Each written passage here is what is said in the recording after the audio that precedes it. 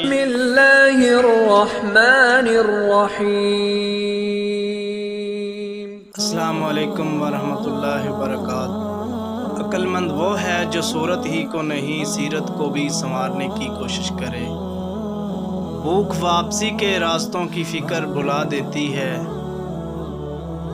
خوش فہمیوں کے سلسلے اتنے دراز ہیں کہ ہر اینٹ سوچتی ہے دیوار مجھ سے ہے۔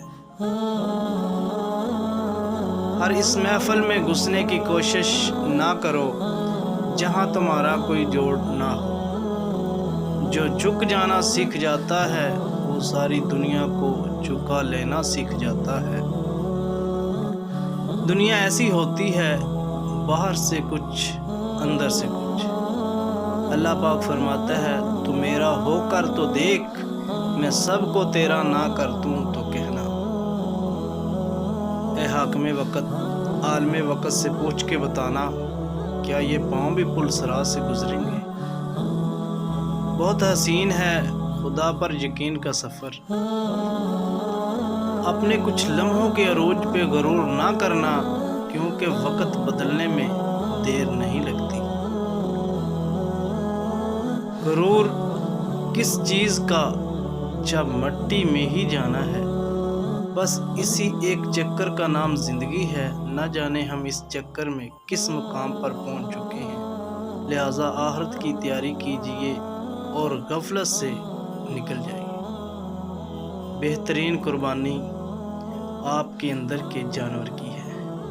جب گھریلو فیصلے کرنے کے لیے باہر کے بندے کی ضرورت پڑ جائے تو سمجھ لیں کہ آپ کا خاندان تباہ ہو چکا ہے۔ حضرت علی رضی اللہ تعالیٰ عنہ نے فرمایا، جو ذات رات کو درختوں پر بیٹھے پرندوں کو نیند میں گرنے نہیں دیتی، وہ ذات انسان کو کیسے بے یار و مددگار چھوڑ دے گی۔